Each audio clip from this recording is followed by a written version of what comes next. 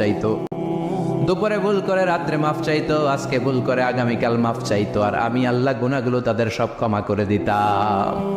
ক্ষমা করে দিতে আল্লাহর বড্ড ভালো লাগে। বান্দা আল্লাহর কাছে বারবার চাক, চোখের পানি ছাড়ুক, এটা আল্লাহ পছন্দ করে।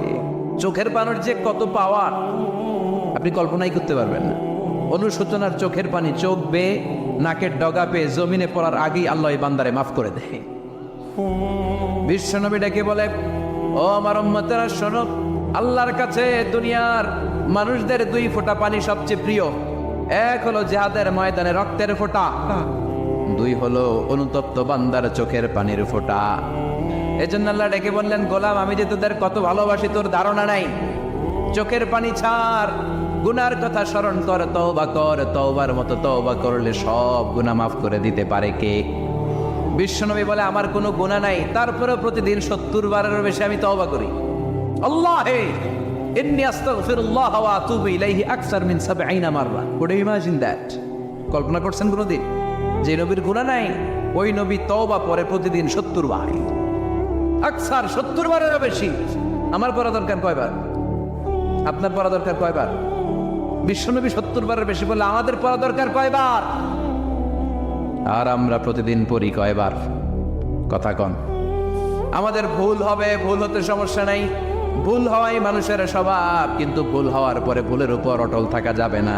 শয়তান আর মানুষের মধ্যে এই মৌলিক পার্থক্য। শয়তান ভুল করে ভুলের উপরই আছে, ঠিক কিনা?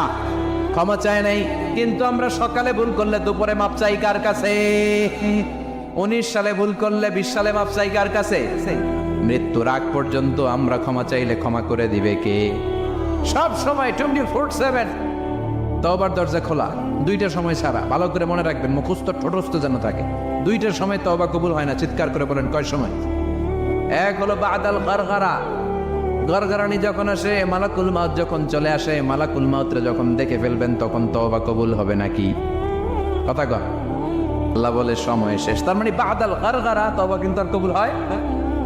এই হলো একটা। নাম্বার 2, বাদা তুলুই শামস মিন মাগরিবিহা, প্রতিদিন চাঁদোলাতে সূর্য কোন দিক দিয়ে ওঠে? কথা কয় না? পূর্ব দিকে।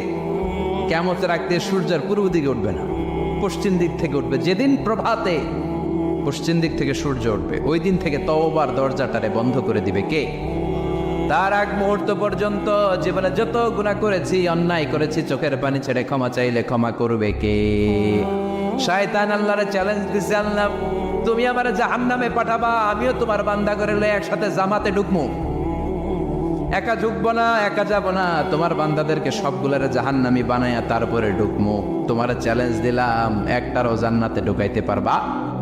আল্লাহকে তুই আমার চ্যালেঞ্জ দিলি? আমি তো সব রাজার বড় রাজা, মহারাজা, আমার চ্যালেঞ্জ দেশ, এত সাহস পাইলি কই? তুই আজীবন ওয়াসওয়াসা দিয়ে পাপ কাজ করাবি, একদিন তাফসীর মাহফিলে এসে আমার বান্দা ক্ষমা চাবে, আমি মাফ করে দেবো, তুই কি করবি? আজীবন অন্যায় করবে, আজীবন পাপ করবে, জুলুম করবে, একদিন চোখের পানি ছেড়ে আমার কাছে কান্নার মতো কান্না করলে আমি সব গুনাহ মাফ করে দেব। এজন্য আল্লাহ বললেন, ইয়া আইয়ুহাল্লাযীনা আমানু তুবু ইলাল্লাহি তাওবা